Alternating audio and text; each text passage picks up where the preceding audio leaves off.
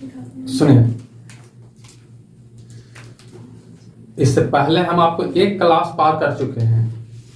जो चैप्टर आपका रासायनिक बल गतिकी है उसका एक क्लास हम पार कर चुके हैं और उसमें यह बताया गया है कि कोई भी समीकरण कितना फास्ट रिएक्शन करता है कितना स्लो, वो निर्भर करता है उसके वेग पर।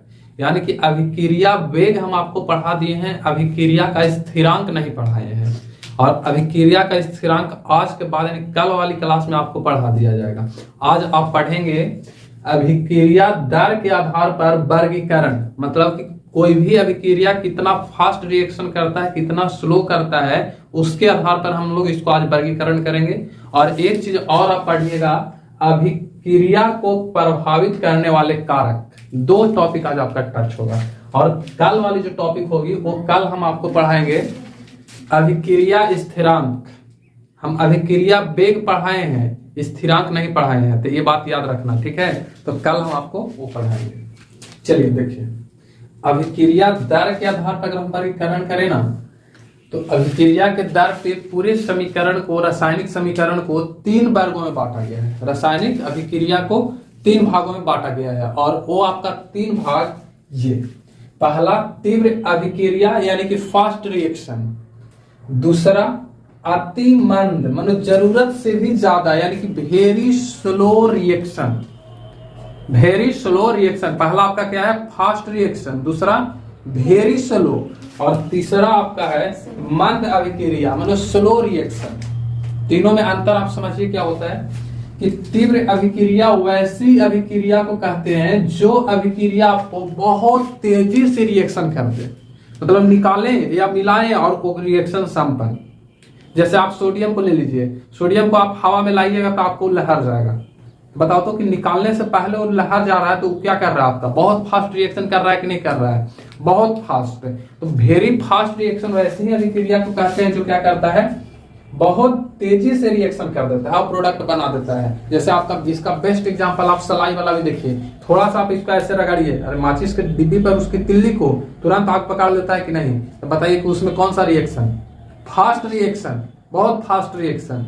जैसे इलेक्ट्रॉन अथी स्विच जला, जैसे यहाँ पर मान के चलो कि स्विच है, उधर लाइट लगा हुआ है, तो अगर इस स्विच को अगर हम मतलब ऑन कर दें तो बताओ तो कि जैसे स्विच को ऑन करेंगे तो पूरी लाइट जलने में क्या टाइम लगता है, बताओ वहां पास कौन सा रिएक्शन, बहुत फास्ट रिएक्शन हो जाएगा, मानो तीव्र रिएक्शन हो जाएगा। तो सीधी से आप समझिए कि वैसे रिएक्शन जो बहुत कम समय में रिएक्शन संपन्न कर देता है वो आपका क्या कहलाता है, वेरी फास्ट रिएक्शन, उसको बोलेंगे तीव्र अभिक्रिया।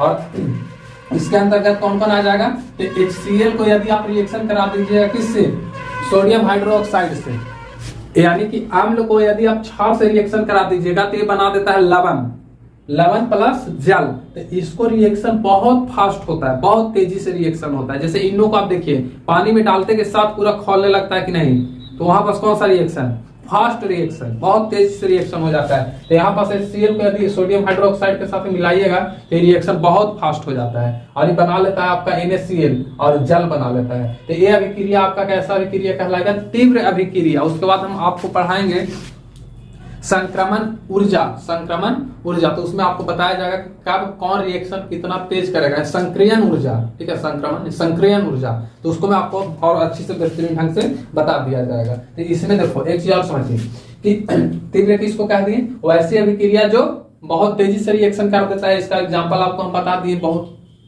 बहुत सारे एग्जाम्पल दे दिए। जैसे आप बताइए तो एक एग्जाम्पल आप बताइए जो तीव्र अभिक्रिया करता है,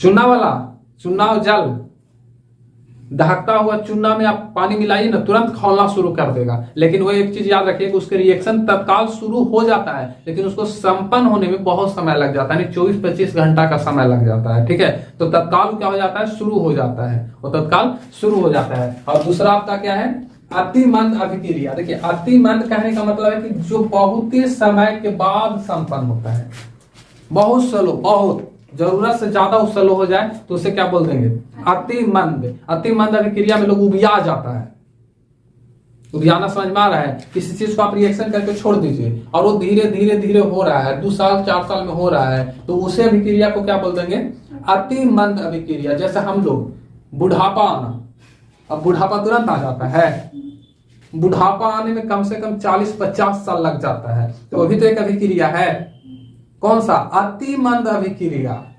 वो क्या हो जाएगा आपका?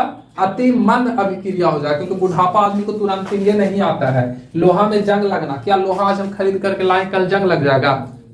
नहीं लगेगा। इसको जंग लगने में 1 महीना का समय लग जाता है। तो अति मंद अभिक्रिया उस अभिक्रिया को बोलते हैं जिसमें संपन्न होने में, या जिस अभिक्रिया को संपन्न होने में कई महीना या कई साल लग जाए, उसको हम लोग बोलते हैं क्या चीज? अति मंद अभिक्रिया। जैसे आपके अंदर में जो बोलने वाली रिएक्शन हो रहा होगा, बोलने वाला समझ में आ रहा है? जैसे बचपन में आप खाली रोते होंगे, ओई ओई करती होगी, नहीं क्या करती है? अब बताओ तो कि वही अभिक्रिया जब आप बड़ा हो जाते हैं, 3 साल 4 साल को हो जाते हैं, तो आप फटाफट बोलने लगता है कि नहीं? आदमी बिना बोलने बोलेगा, ना मिठाइया नहीं लाए तो चाय नहीं मिलेगा, जाओ ये लो रे। अब बताइए वहां पर देखिएगा तो वहां बोलने वाला जो अभिक्रिया है क्या? मंद नहीं, अति मंद है। तुरंत थोड़ा ना होता कि बच्चा जन्म लिया बस बोलना शुरू कर दिया, हाँ कोई करना शुरू कर देगा। बताओ तो पढ़े वाला अभिक्रिया, ये भी आपका मंद है। बचपन तुरंत किताब पलटा पढ़ना शुरू कर देता है आदमी, उसको सीखता है, सीखने में उसको साल भर समय लग जाता है। अगर वो बहुत भाप दिमाग वाला रहा तो 4 साल लगा देगा गधा। तो अगर 4 साल लगा देगा तो बताइए ना कि वहां पर क्या फास्ट रिएक्शन हो रहा है, मतलब कुछ तेजी से सीख रहा है? नहीं। तो उसको हम लोग क्या बोलेंगे? Very slow reaction. बताइए तो अगर कागज को हम जला दे तो वहां पर कैसा रिएक्शन?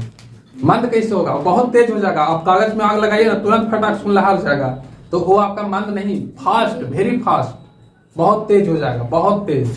आदमी को मारो कहाँ सुकून कर देगा, बहुत तेज रिएक्शन हुआ, यहाँ बजड़ा उधर से कहाँ सुकून निकला, तो आपका कैसा? तेज अभिक्रिया हो जाएगा। ठीक है, तो मंद में क्या क्या आ जाएगा? तो लोहा में जंग लगना, बुढ़ापा आना, बाल का पकना, ये सब क्या है? बहुत फास्ट नहीं है, बहुत तेज, स्लो रिएक्शन है, वेरी स्लो रिएक्शन है। आदमी को लंबाई में परिवर्तन होना क्या फास्ट रिएक्शन है? एक दिन में आदमी परिवर्तन कर देता है लंबाई में, बहुत समय लगता है। तो कौन सा हो गया? अति मंद अभिक्रिया। ठीक है, तो ये सब क्या आ जाएगा? अति मंद अभिक्रिया। दूसरा क्या होता है? मंद अभिक्रिया। देखिए तो इसमें जो समय लगेगा, यानी कि मंद अभिक्रिया में वो दोनों के बीच वाला लगेगा। तो इसके अंतर्गत तो ऐसी अभिक्रिया आती है जो तीव्र और मंद के बीच वाला होता है। जैसे जल में आप चीनी को घुला दीजिए, तो जल में यदि आप चीनी को घुलाइएगा तो क्या लगता है कि जल में जैसे डाल दी घुल जाएगा? चीनी नहीं घुलेगा। ये भी हकीकत है कि जल में यदि चीनी को डालोगे तो 4 साल ना लगेगा घुले में, 4 साल लगेगा, बहुत 1 आध घंटा। और अगर गर्म कर दिए ना आग पर तो तुरंत घुल जाता है। तो उसको हम लोग बोलेंगे कौन सा अभिक्रिया? मंद अभिक्रिया। मंद मतलब होता है, ऐसा नहीं कि अभिक्रिया नहीं होता। ये भी हकीकत है कि पूरी तरह से फास्ट नहीं होता है। तो पूरी तरह से फास्ट नहीं होता है तो उसको हम लोग क्या बोल देंगे? मंद बोल देंगे। अति मंद नहीं, मंद अभिक्रिया। जैसे आप इसका और एग्जाम्पल में आप देखिए, कपड़ा खींच दीजिए और कपड़ा खींच को धूप में सुखा दीजिए, क्या डालते के साथ कपड़ा सूख के रेडी हो जाता है? नहीं होता है। उसको 1 घंटा 2 घंटा समय लगता है। तो कौन सा रिएक्शन? मंद। जैसे हम लोग खाना खाएं तो क्या खाना जैसे मुंह में जाता है पाच के रेडी हो जाता है? भोजन 4 घंटा तक तो वो आमाशय में ही रहता है, उसके बाद 3-4 घंटा के बाद दम पचता है अच्छा से फ्रेश। एक भोजन, नॉर्मल भोजन को काटने में, पचाने में आपको 4 से 5 घंटा का समय लग जाता है, और 4-5 घंटा के बाद वो पचता है तो थोड़ा फिर भूख लगेगा। तो बताओ तो कि जिस अभिक्रिया को संपन्न होने में 4 से 5 घंटा का समय लग जाए वो कौन सी अभिक्रिया होगी? मंद अभिक्रिया हो जाएगा। मंद यानी कि स्लो अभिक्रिया हो जाएगी। तो ऐसे अभिक्रिया को हम लोग क्या बोलते हैं? स्लो अभिक्रिया। अब देखिए कि इन अभिक्रिया को प्रभावित करने वाला ऐसा क्या क्या कारक है। कोई तो होगा जो इस सबको बढ़ा सकता है, घटा सकता है। नहीं, जैसे वो बच्चा के देखो, उसको छोटा बच्चा है तो कोनो का दादी होंगे तो दादी कहीं न मारेंगे, मतलब अपन पोता के कहीं नहीं। अगर मामी मार के चटचटा भी देंगे ना तो दादी भी जाएगा क्या करे, तो आराम से क्या करेंगे? अरे चुप करेंगे। तो वहां पर देखिए 2 तरह के लोग मिल रहा है, एगो फास्ट उसको रुवावे वाला मिल रहा है और एगो फास्ट उसको चुप करावे वाला मिल रहा है। समझ में आ रही बात? तो यहाँ पर 2 चीजें हो रही है। तो ऐसा अभिक्रिया में भी होता है। अभिक्रिया में भी ये चीज आपको देखने को मिलेगा कि कुछ चीजें ऐसे है जो अभिक्रिया धीरे धीरे संपन्न होगा तो ओकरा में चुगलाई कर देगा और बहुत तेजी से ओकरा लड़ा देगा। तुम लोग भी तो कार्य कर दियो, कहूँ तू मैं हो रहा होगा ना तो तू ओकरा में तोरा ऐसे कह दिल ले वो आग में घी डाल दी रे, लड़वा देता है। नहीं लड़े के पास पक्ष में रहता है, मतलब कि खाली बात करता रहता है कि तू हमारा ऐसे क्या कर ली, तू मैं होते रहता है। इधर से जाओगे ऐसे कहती है कि हमारा चल जाता गोली, ले हो गया बेचारा जो थोड़ा थोड़ा सुलग रहा था ओकरा अचानक सुलगाती। तो वहां पर बताओ कि तुम लोग उसमें आग लगाने का काम किए कि नहीं। तो वहां पास आप क्या कर रहे हो, उसको प्रभावित कर रहे हो, यानी कि उन दोनों की लड़ाई को प्रभावित कर रहे हो, बढ़ा रहे हो या घटा रहे हो। तो वही चीज यहाँ पास भी होता है, अभिक्रिया को प्रभावित करने वाले कारक, और कारक उसको कहा जाता है जो अभिक्रिया के वेग में परिवर्तन कर दे, यानी कि चाहे तो वेग को तेज कर दे या तो फिर वेग को स्लो कर दे। और जिस अभिक्रिया में जिसका अभिकारक का वेग जितना फास्ट संपन्न होगा वो अभिक्रिया उतना जल्दी संपन्न होता है। तो अभिक्रिया को प्रभावित करने वाले कारक में कौन कौन आ जाएगा। तो अभिक्रिया को प्रभावित करने में याद रखिएगा कि पहला आपका आ जाएगा अभिक्रिया की सांद्रता। और सांद्रता क्या चीज हम पढ़ा दिए हैं, सांद्रता हम पढ़ा दिए हैं। सांद्रता कहने का मतलब तो उसमें कितना मिला हुआ है, जैसे जो चीज अभिक्रिया कर रहा है तो उसमें मिलेगा ना अभिकारक, तो अभिकारक की क्वांटिटी कितनी है उसमें। तो अभिकारक की सांद्रता की अगर बात करोगे ना तो अभिकारक की सांद्रता जो होता है वो सांद्रता के गुणनफल के समानुपाती होता है। यानी कि किसी अभिकारक की जो सांद्रता होती है उस सांद्रता के गुणनफल जो होता है ना वो अभिक्रिया जो संपन्न होती है, अभिक्रिया का वेग जो होता है उसके वेग के समानुपाती होती है। यानी कि जितना ज्यादा सांद्रता में तुम परिवर्तन लाओगे यानी कि बढ़ाओगे, जितना ज्यादा ही बढ़ेगी सांद्रता, याद रखिएगा कि सांद्रता जितना आपका जितना बढ़ेगा वेग भी कितना का होगा, वेग भी उतना ही ज्यादा क्या हो जाएगी, बढ़ेगी। यानी कि समानुपाती का अर्थ ही नहीं होता कि एक का मान बढ़े तो दूसरा का मान भी बढ़ना चाहिए, यूं मतलब कि एक अगर बढ़ रहा है तो दूसरा को क्या होनी चाहिए, बढ़नी चाहिए। तो इसमें आपका अभिकारक की सांद्रता क्या करती है कि वेग को प्रभावित करती है, यानी कि जो वेग आपका कम रिएक्शन कर रहा है उसकी सांद्रता को आप बढ़ा दीजिए वो फास्ट रिएक्शन करने लगेगा। तो यहाँ पर क्या होता है, अभिक्रिया दर के सांद्रता के गुणनफल के समानुपाती होता है कौन, वेग समानुपाती होता है, याद रखिएगा। तो वेग अगर समानुपाती है तो वेग बढ़ेगा तो क्या होगा, रिएक्शन क्या घटेगा, रिएक्शन भी बढ़ेगा। ठीक है, तो अगर अभिक्रिया तुमको कम यानी देरी से संपन्न हो रहा है उसमें आग लगा दीजिए, यानी कि उसकी सांद्रता को बढ़ा दीजिए, उसकी अभिक्रिया क्या हो जाएगी, ऑटोमेटिक बढ़ जाएगी। दूसरी आप देखिए ताप पर निर्भर करता है। ताप पर आप देखिए हमेशा कि यदि किसी अभिक्रिया के ताप को बढ़ा दोगे ना तो उसकी वेग बढ़ जाता है, उसकी वेग बढ़ जाता है। जब वेग बढ़ेगा तो यहाँ पर से आपको याद होना चाहिए वेग क्या चीज है, आपको दिमाग में आना चाहिए, क्योंकि हम पहला क्लास में वेग पढ़ा चुके हैं। आपको नहीं अगर पता है तो आप पहले वाली क्लास देख लीजिएगा, कल है ना पढ़ाए थे एक पहले वाला, तो उसको आपको एक बार देख लेना चाहिए। तो यहाँ पर देखिएगा तो ताप बढ़ने पर क्या होता है, वेग बढ़ता है। जब वेग बढ़ जाएगा तो क्या अभिक्रिया स्लो होगी, कहीं नहीं, अभिक्रिया क्या हो जाएगा, फास्ट होने लगेगा। तो ताप बढ़ाइए, जैसे चीनी वाला देखिए, अगर चीनी नहीं घुल रहा है उसको गर्म कर दो, चीनी नहीं घुल रहा है तो उसको गर्म कर दो, फटाक से घुल जाता है कि नहीं, और उसको हम लोग फिर चाशनी बना देते हैं। तो चाशनी बन जाता है तो आराम से जलेबी ओकरा में बोथ देते हैं, ले लवाला उसको हम बोथ देते हैं, फिर ओकरे वैल्यू बढ़ जाता है 100 रुपये केजी। तो यहाँ तक ठीक है, समझ में आ गया। तो अब देखिए उत्प्रेरक को अंग्रेजी में कैटलिस्ट बोलते हैं, जिसको क्या बोलते हैं, कैटलिस्ट।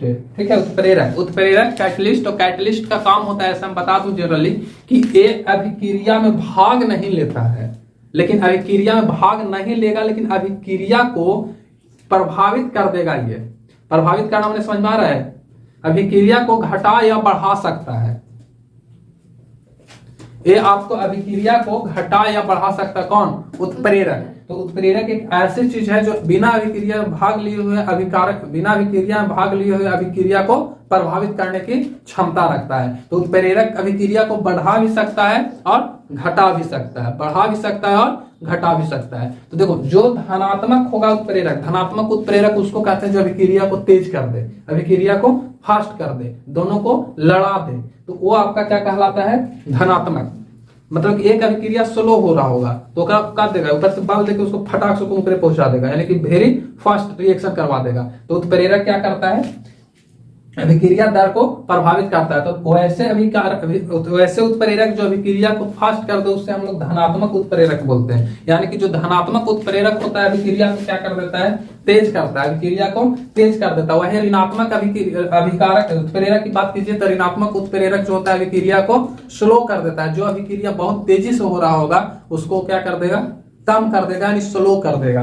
तो ये उत्प्रेरक होती है। उसके बाद फिर आपका है चौथा, अभिकारक के कारकों के प्रकृति, देखिए अभिकारकों की प्रकृति आप समझिए क्या होता है। अभिकारकों की प्रकृति कहने का मतलब कि कोई भी अभिकारक के अंदर में जो बॉन्ड बनल है, अभिकारक एक दूसरे से सटल रहता है ना, तो उसके कणों के अंदर का जो बल है, इंटरनल फोर्सेस है, वो कितना मजबूत है या कितना स्लो है, वो निर्भर करता है किस पे, अभिक्रिया के वेग प्रभावित करने पर। अगर किसी अभिकारक के प्रकृति की अगर बात करोगे तो अगर अभिक्रिया में भाग लिया हुआ ऐसे अभिकारक जिसके अंदर का अंतराणविक बल कमजोर है, तो कमजोर रहेगा तो फर्स्ट रिएक्शन कर जाएगा क्योंकि उसको टूटने में समय नहीं लगेगा। लेकिन वही चीज अब बात कीजिए अंतराणविक बल मजबूत वाला, तो टूटे में समय लगेगा, और टूटे में जब समय लगेगा तो क्या करेगा, रिएक्शन स्लो करेगा। समझ में आ रही बात प्रकृति पर, तो प्रकृति आपको समझ में आ गई।